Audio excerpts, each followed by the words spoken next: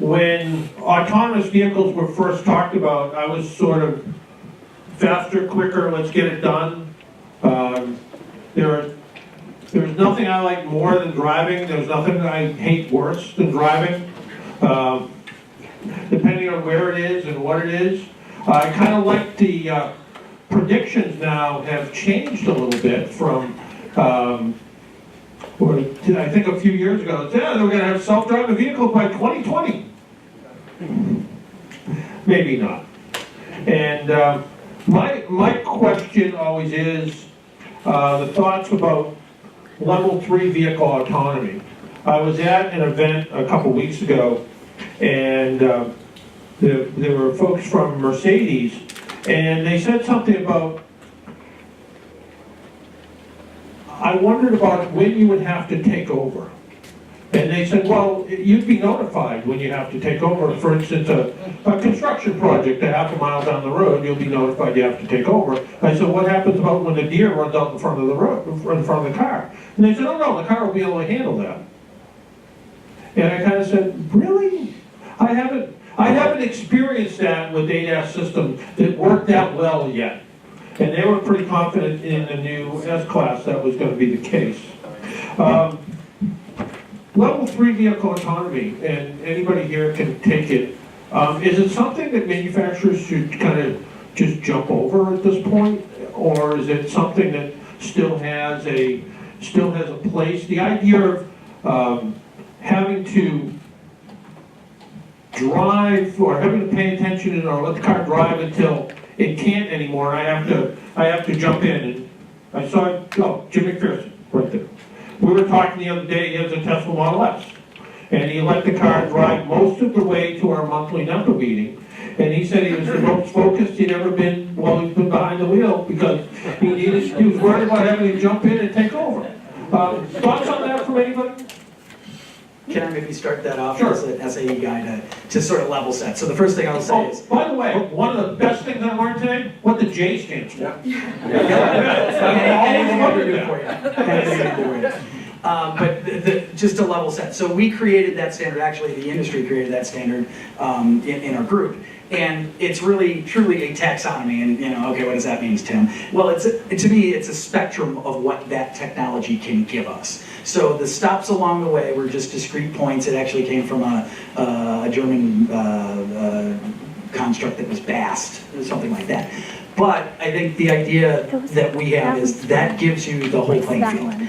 That standard did not tell you how to develop in any kind of order. It doesn't say go from 1 to 2 to 3. You can hopscotch, and that is where SAE just lets the research sit. Our standards are what they are. We don't make policy decisions. We don't make ethical decisions. And so for us, we actually got beat up a little bit last year. I think everyone knows there's been a bit of this. And what we always say is, well, we're not telling anybody to do anything with that. We're setting the playing field. You can play how you want, as long as you do it safely and securely. So I just wanted to get that out, and you guys can then hash out good or bad. Yeah, also, I'll add to it. So let me start by, we have ADAS today, which is all the advanced safety and technology. How many of you have adaptive cruise control? How many of you knew how it works when you bought the car? Probably half of. So I think that's the fundamental problem where the cars have so much technology, but we as OEMs and the dealerships, not sure how much, I don't think we're doing enough to educate the consumer when these technologies come out. So now you put that on steroids and you get to level 3. There's a lot of burden on the OEMs to now train the driver as to how you take over when the situation arises. So I think there's chatter in the industry that we should bypass level 3 because of that, the risk to educate the customer, and there's so many different situations. I don't think you can figure all those things out and say, when this happens, then you do this. So I would say basically, the technology is meant to make it easy on the driver, but if you put the burden back on the driver when these situations arise, I don't think that's sustainable. So bypass 3, go to 4. What's that? So I just want to say that from a consumer standpoint, there's a lot of, and I don't want to kick your baby, but a lot of confusion with the levels. They're written by engineers for engineers. And the gray area between levels 1 and 2 and 2 and 3 are they exist, they're real, they're very confusing. And to consumers, they just need to know if they're riding in the car or if they're driving the car. And these intermediary steps where they may have to take control, but most of the time they can rely on it, are the really scary parts. And the question, do you have adaptive cruise control? Almost every car has adaptive cruise control. Almost every car has some degree of lane keeping, whether it's good or bad, like how well it performs. Where most cars have that, and where they fall, if they're a 2 or a 3, is really, really gray. And so I think that the question is, should we skip 3? I think, we're kind of in a gray area where 2 and 3 are meshing already. And so we just need to differentiate who's in control, and both 2 and 3 is the driver is. So that's a great point. Can I just react to that? We're going to do our own Q&A here. Yeah. So those levels are really these discrete levels that, again, engineers came up, and this is a great point. When SAE publishes a standard, we don't publish it for my sister or my son. We publish it for engineers. So what the group that developed that and has revised it 3 times wanted to do is create this more consumer-friendly approach to that. And, I think you could predict that a bunch of engineers wouldn't really do that very well, right? A lot of words, weird pictures are 3-dimensional. And so what we did last year, and I kind of led the charge, and I can, show you the whipping marks on my back.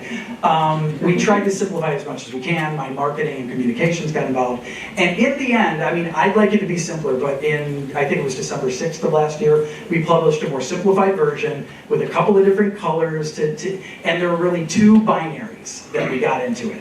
One is, what does the human driver sitting behind the wheel do, and what does the automated feature do? That's a vertical, and I can get this out to anybody. It's available on our website, but if you want to give me a card afterward. The second binary is 0, 1, and 2. These are driver assist features. 3, 4, and 5, these are driving automation features. So that was the other binary. So that's about the best we can do, and that's actually got some good traction, at least in our experience with consumers. So I think there's a long way to go, not just on that, but as we talked about earlier with ADAS. So I'll just throw in one more line. The most important thing is that if we are levels 2 and level 3, or the gray area, it's hard when the systems perform pretty well most of the time, for drivers to not rely on them and to not disengage, which is where we get into that almost 4-ish.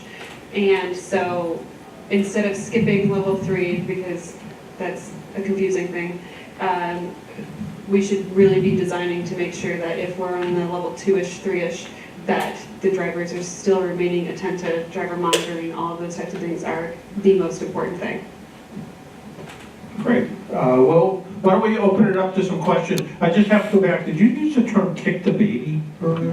I'm just curious. my baby's growing up, it's now a time. I think that's the question. Like a Utah Park or something? So I had a question. When you were talking about the levels, is that where government comes in and start being like the Facebook privacy policy that was not fully developed, or so is that where you would say, because there's that gray area, is that where you're going to have to either government dictate the policy for that and working with them, with the engineers? So that's part one. The other part is, how do you foresee like the transition for small businesses to be a supplier for you guys? So it's a little different kind of question. So is that first one for Kelly, me? Yeah. Me? And you can just all fight over the Okay. answers. Yeah, you do the policy, it's dirty. Okay, for me, again, just not to beat the drum, but we have developed an industry, you call it a best practice. It's this taxonomy, terms and definitions, so the industry can speak the same language. And I know it's confusing, but when I say level 2 and some engineer at Toyota says level 2, we're supposed to agree. Now, that being said, again, we don't write standards for regular people. Honestly, we don't even write standards for non-technical policymakers. So that is a policy issue, I guess. That's something they would put in their policy hopper and use to decide. But again, we do not get involved in policy at all. Again, it's just the spectrum of what's out there. And in 2 years, that could get revised. I mean, if that's what subject matter experts say in 2 years, maybe it will constrict. Maybe it will expand, I don't know. Can I jump in? I could talk for a long time about these topics, but I think words matter, and I think I applaud the SE level. I have mixed emotions about your work. So do I. The simplification in December was wonderful, and I do agree that we need to communicate to the public and to government better, and if only we could get certain CEOs of certain car companies to be more careful about their language, that maybe we'd be, so precision about language is good. Yeah, so, anyways, does someone want to take a crack at the jobs question, the small company question? Do you mind repeating the question, sorry? So from a From a supply chain perspective, so how do you foresee, continuous either improvement and how, you do not have the talent, it's not like talent is walking down the street. So you're probably gonna have a supply chain, how you're gonna use that to, Sure. So speaking on behalf of our R&D, which is based in Korea, so one of the key things that I think most of the companies have realized is exactly what you said. This technology is new, the talent is not available within your company, and if you start hiring, the cycle of training and putting it out is too far ahead. So there are a lot of partnerships that are happening in this space. So I can speak for Hyundai, and I'm sure most of the OEMs have this. So we have a company called Hyundai Ventures. It's now called Cradle. It's based out of Silicon Valley. And their primary purpose is to work to find these startups who are developing some technology that can be integrated with our core system, or it's a technology that brings a new element to the user experience in AI. So that's how we are tackling, and we've made some investments. In some cases, we have made partnerships to co-share. They're at step 1 of the, I was going to say level 1, so I avoided the level. They're in step 1 of 5 of their product development, and it fits with some of our user experience goals. We kind of have a partnership of developing, and we've made some public announcements tied to that. So I think that's how we're really tackling, is finding the startups and working with them either through investments or partnerships.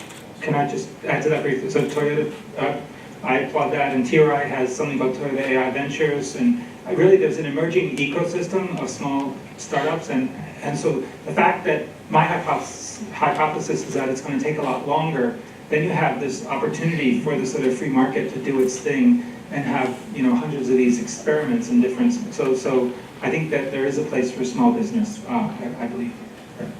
And I think while we are waiting for autonomous driving to happen, there are lots of technologies that are very relevant today and will become more relevant in autonomous driving.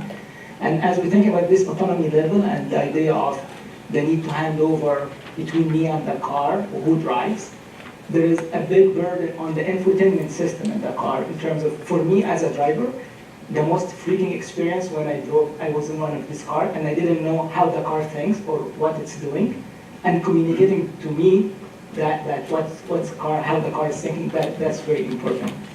Another technology which is very important and relevant, and it's, I guess, close to my heart, is C-V2X, right? Because C-V2X, again, is used for ADAS today, and again, it has an evolution path that is going to be used for autonomous driving. So we're talking about all these technologies that would be relevant today, and how we can basically, instead of thinking about it as levels, discrete levels, it's more like all this technology, how it's going to help the experience. Last thing is, C-V2X, one thing we have to remember about is not cellular. So that, I guess, I think there is lots of confusion about C-V2X technology. It's not using 4G or 5G. I just want to clarify that. C-V2X technology is exactly like DSRC technology. It used ITS 5.9 gigahertz. It used direct communication.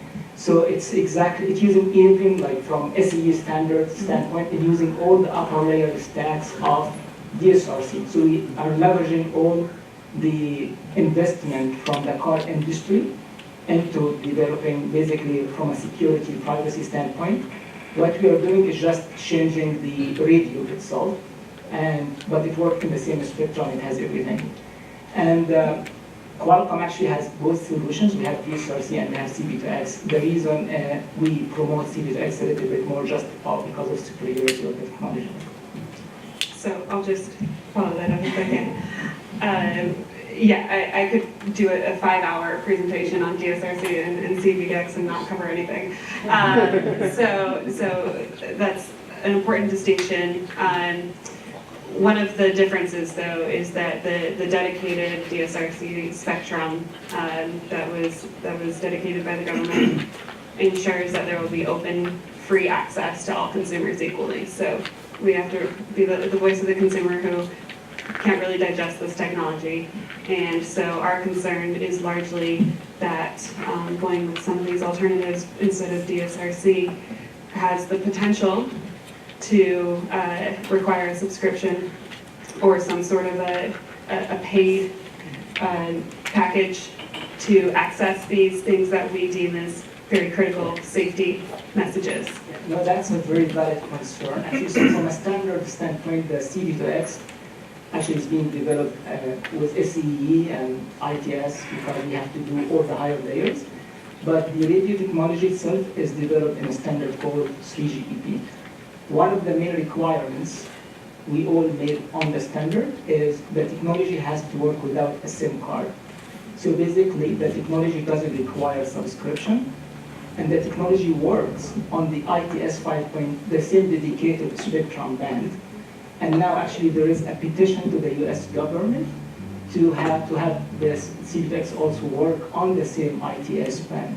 So it's going to be exactly, think about it as DSRC, but it's not as short as the DSRC because it has a little bit longer range. And it's going to work without cellular coverage because it is, again, direct communication. So my car will have a transmitter receiver, your car will have transmitter receiver, they're going to talk to each other. We don't need towers, we don't need coverage, we don't need subscription. It's just the only advantage, or basically there are two advantages of CV2X technology over DSRC. One is the range. So now in my accident that happened to me last month, I would have been alerted faster with CV2X than DSRC. So that's one benefit. Second benefit, I remember going to a conference in 1999 talking about DSRC technology. So how many years? 20 years ago, never happened. Because the economy was not there. Like, so now we are asking every car OEM now to add 5G modem and 4G modem and DSRC modem, and now you have to add all these costs, and then how the car OEM will make basically money off a safety feature. It's very important. I am interested in it as a consumer, but I cannot put the burden on car OEMs to put all these modules in the car just for safety. What we have done actually is we have a product for CV2X that was available from 2017. We have a deployment in Colorado already, and we have done actually more than 20 or 30 trials with many partners in Korea, Japan, US, Europe, China. So we proved the technology. In the latest release of the technology, what is great about it, it comes pre-integrated in your own cellular modem, in your 4G modem today. Right? So you don't, for a car OEM, when they get the modem, because most of the new cars have the modem, still it has CV2X integrated in it. So we solved the economic problem for car OEMs. On the infrastructure side, we have a similar problem because you have to do a greenfield infrastructure you have to build from scratch. So again, the technology doesn't require cellular, but if you bundle that with a small cells that at different intersection, you get also reuse of the infrastructure you have. So I think it's not only, we're not only advocating the technology because we are engineers, but not because we like the technology, it has better radio, but also it has lots of, from a business model perspective, it has lots of benefits. So I'll just address two of those points if I can remember. So I'll do the economic one first. So the the research during NHTSA's call for comments, public comments, shows pretty clearly that this is not very expensive technology. It costs about $200 to put one into a car. I think $200 is worth saving a life. I do think that manufacturers should take that burden because it's worth it, and we're all fighting for safety, and we all want safer cars. This is a quick way to do it. And then second, the cellular, the CV to X. We're saying, yes, we think that the answer is both. Again, going back, there are others, including Panasonic, in that map, in the Rocky Mountain area. There's a lot of Panasonic devices there, which are incorporating and making interoperable DSRC and CV to X. The struggle is that CV to X isn't very real yet. There's no data that show the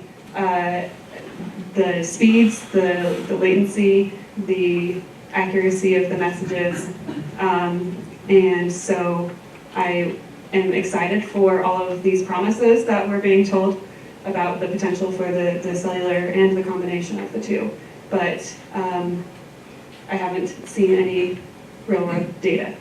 Thanks, Kelly. So one last thing actually on that. All right. So, yeah, we have. It's a hot topic. It's a battle, I told you. Yeah, we have more than 20 trials globally. Each one of these trials have documented reports from in-field, from cars driving on the road with CV tracks. All the reports have consistent data on the performance of CV2X when it's compared to DSRC. So I think that's something that I just want to put So it that's out. for distance. No, for everything, for distance, for reliability, how it works, latency. So it has lots of data. Like I saw like a 200-page report that I didn't have the appetite to finish. Yeah. So I'm I would like to see that. Yeah, that's out there. It's actually, if you go to the Qualcomm website, we have the report on the Qualcomm. I like it when our panelists learn from each other. So I have a two-part question. Is this working? Yeah. It is? You can hear me? Yeah. So I have a two-part question on education. Manish, you mentioned the retail experience, and I think, universally, people's retail experience is not one where you're gonna learn a lot about highly technical stuff. And then the other thing is we have not changed driver's education since we've invented cars. So, you can, take additional driver's ed classes that'll teach you about this technology, but nothing at the high school level, the early driver level, even about ABS at this point. So how do we go about training drivers on their own to learn how this technology works? Yeah, excellent question, and it's top of my mind. He's pretty smart. Yes, so why we all don't want to go to the dealerships, but that's the business model in the US. So I think where we see some value in the dealerships is maybe demoing the critical features which are definitely tied to the safety. So for our BlueLink, the connected car solution, we have a program for the dealers to enroll the customers and do some demos, but again, not everyone follows it effectively. Right. But I think that's a good touch point now. Of course, the customers rush to get off the dealership and drive the car, but that's the starting point. But really, what you said is why I like the question is, we have to put some of the burden on the consumer where we can provide self-service or self-education. So what we have tried to do at Hyundai is, we launched a virtual guide, which was an augmented reality app, where if you download the app, you can go inside the car, and it'll read your instrument cluster, and then you can press what does this ABS mean, and then there's some embedded videos, and there are also step-by-step directions if you need to change some configuration. So it's in marketplace. We've not rolled it out to all the models. We launched it with the earlier version of Sonata, and we've done that for Genesis. Customers that use it love it, but then what's the use rate, I guess, right? yeah, it's not download the app. exactly. Right. It's not that high, which Right. gets to a point. Well, the consumer, were they aware that this app exists? And even if they were aware, it's like, oh, I'm not downloading another app. to, it's like, okay, I have the app, but I don't have the time because I'm in a rush. So that problem exists. Right. So then what we've started doing is for our connectivity features. So on the connected car, we have, 20, 30, 40 plus features, and we continue to roll out those new features. So we have created a cadence that in the first 90 days of ownership, instead of bombarding them with, here are 20 features, you're basically doing some analytics. If the consumer hasn't used a feature, then we, include a 2 to 3 minute video as part of the communication that, hey, did you know? Or if you were wondering how this feature works. Again, not all this put together is still not enough. There's too much technology in the car. So I'm putting together some thoughts is using the journey of the customer, from the time that they are shopping, while we have a static page on how technology works, through the journey of the shopping to the dealership, to the first 90 days of ownership, and then coming back for service, we're trying to make sure that we're communicating to the customer enough and have analytics that if they're not using, how do we reinforce the message? But it's a burden. It's a burden on the OEMs because, like you said, not everyone uses the app. Right. When The consumers that are buying your cars, they're spending an average of 14 hours researching those cars before they make a decision. Right. So it seems like that's an opportunity at that point to start really educating them on how it works. Right, and that's in our thought process, that the Right. shopping journey is all very important to educate the customers. So can I jump in briefly? So I think as technologists, it's our responsibility to try to make the user experience, user interface as good as possible. I really think we need to, that's an important part, like making the technology easy to use, number one. Number two, the dealers are obviously very important, and we, as a Toyota person, love our dealers. Number three, the driver training. When I joined Toyota, I got a chance to do some advanced driver training, maybe you all have as automotive journalists, where, Right. a closed course, take the car up to 70, slam on the brakes, and change lanes. And it was like a life-changing experience eye-opening, for right? me. Maybe every teenage driver should get the sort of 1 hour, 2 hour advanced driver training on a closed track. Right. Maybe society needs that. So I completely agree with all three of us. And to wrap them up together, while consumers are researching their next car purchase, they're reading these different terms: automatic emergency braking, crash imminent braking, pre-sense, city safe. It's all over the map. You can get in a Toyota, you can get in a Hyundai. They both have lane keeping, and they both act and behave wildly different. Right. So creating a standard for, the terminology we use and what they do, a description of it, is definitely a good step that we should be working on. And Yeah. I say we're doing that. It's a new game. That was a plug. Oftentimes too, you've got, if you've got two cars that are the same brand in your driveway, those technologies work differently. So Exactly. it's just like there is no standardization of how this stuff works, and I think, consumers are gonna be lost as we get more advanced. Exactly. We can train people all day, all night till the cows come home, but until they get in there and if they experience it and actually realize what it does and how it and what it doesn't do. Right. The best we can do is just design the systems to be the most consumer-facing, consumer-friendly, usable systems, which starts with terminology, and also whenever I speak to audiences of engineers, I like to say that you're creating these systems with the mechanics in mind. So we're creating a lane keeping system that is using steering or braking or a combination of both. It may use a ton of different systems. Each of the wheels are doing something different. To a consumer, it's all doing the same thing. It's trying to keep them in the lane. Yep. So there's also a lot of different menus and features that all kind of do the same thing. Why are they adjusting one when they should be adjusting all? So they'll turn off one and it'll still be beeping at them. And they'll turn off lane keeping, they'll turn off lane departure warning, and little they know, fatigue warning or attention alarm is still on, right? That's what was beeping. And so it's really confusing. to bridge that gap between engineers developing these systems and trying to understand what goes on behind the wheel and the experience in the car. Right. Great, thank you. I think George Kennedy, you had a question? Thanks. I will say that standardization of terms absolutely seems like a necessity. AAA is working on that, right? I heard Consumer that. reports, SA. I heard somebody mention something about, the onus comes on the dealer, and in many ways, you gotta think like their job is to make a sale and move on to the next person. So for them, you might tell them, hey, you should have to be educating somebody on this, and then unless it's mandatory for them, like I know BMW did that with infotainment for training people, their sales staff to train people. It's almost like there needs to be like a mandatory, okay, you signed, you sold the car. Before you can leave the lot, here is the rundown of what you have to learn about this car. And even if that is something that's developed by the OEM, and it's a thing that you have to sit through, it seems like there needs to be almost some mandatory for any of this to go forward. So can I actually jump in? Something's been sitting in my head for a few minutes now.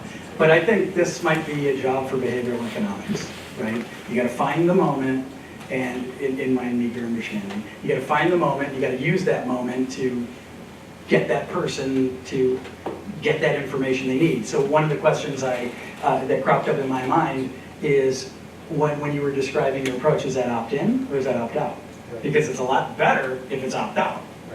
Not out, right? If you opt in to donating your organs at the DMV, 20% do it. If you opt out, 80% do it. So I think there's lots of different opportunities, but I think it does. I hate to, of course, we want to standardize what we can. Nomenclature gets a little tough because, again, we're speaking from engineers to engineers. But I think the flip side of that coin is, like, again, we've talked about this offline with a bunch of people today, that we want to be technically accurate but simple. So my experts at SAE can provide the technically accurate if you give them enough leash. But then we have to nicely say, okay, that's enough now, and now it becomes a branding or a communications issue. And I just really think that is not it's not something that we're going to have a J standard. Because we don't standardize for regular people. But I think we can, help by crafting the messages that make sense. And, again, there's an example I use that, if we have an icon, I actually had an expert once say that icon connotes nothing about the feature that it was reported to connote something about. And my marketing director got all in a tizzy, and I said, don't worry, he's the wrong expert, because what does a wave and the word tide connote about getting your clothes clean? And I think we just have to have the right experts doing the right things. And I think it's places like AAA and Consumer Reports and others that will bring that to bear. So we can handle the technical side of the coin, and others that are consumer facing can handle it. All right, I think Keith, you have a question? Yeah, so this is more of a question for the automakers, but anyone can answer.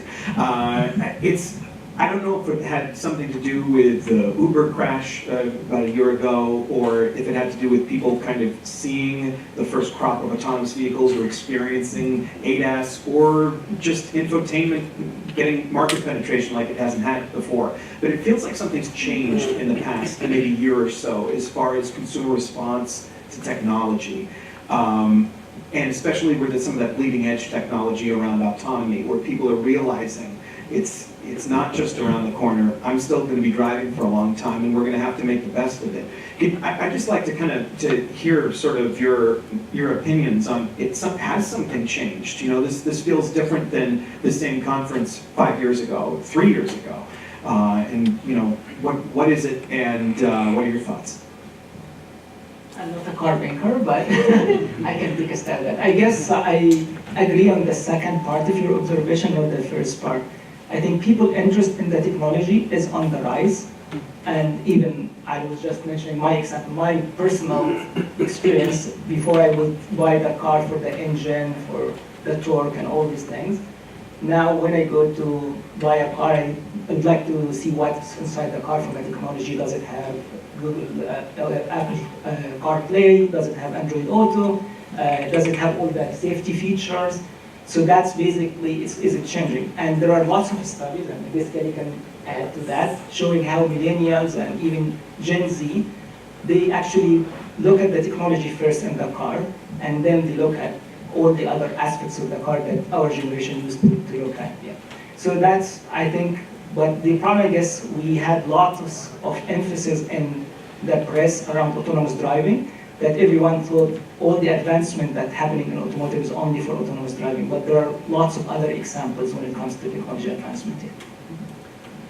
I think what I would add, I think the media is probably not doing justice. So I agree with your point that, with Tesla's few accidents and the go on.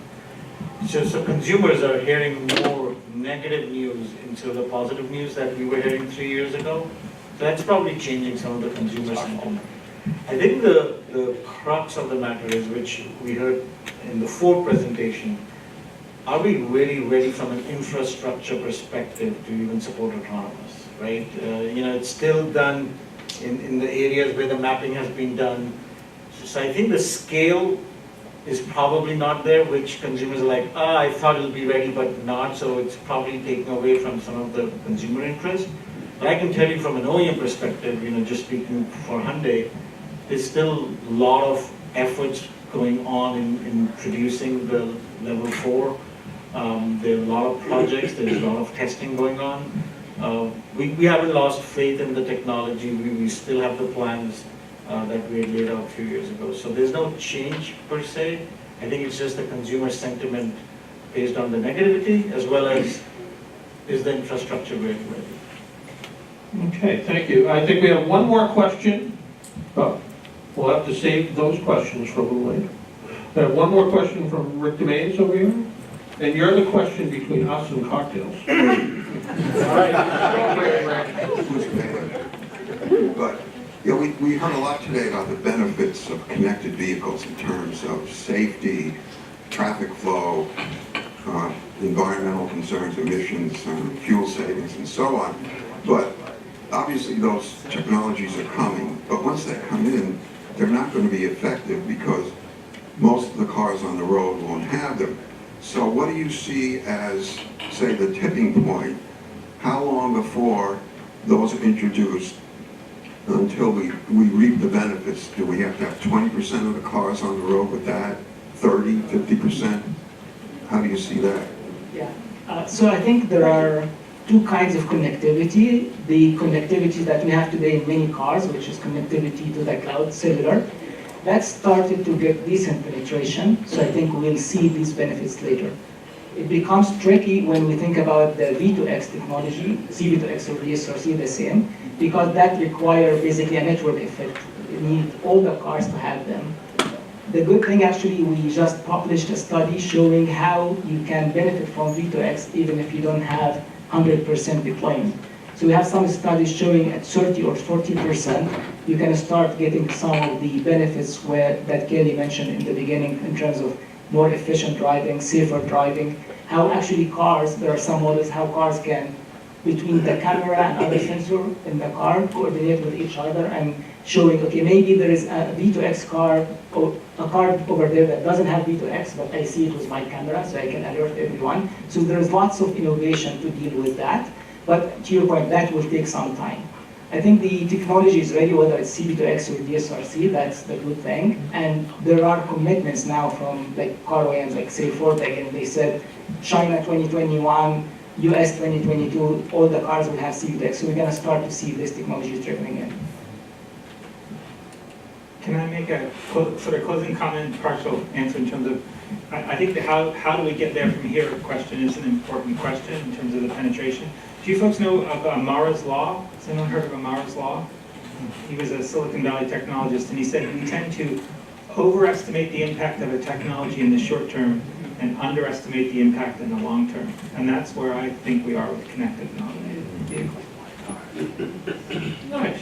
Well, I want to thank our panelists. I also want to thank our sponsors, FCA, Ford, Hyundai, Mazda, Mercedes, Toyota, and Volkswagen for putting this conference together. I think it was fabulous. Is it okay to share your presentations on our website? Is it okay with you guys? Okay. Very good. All right. Well, thank you all very much.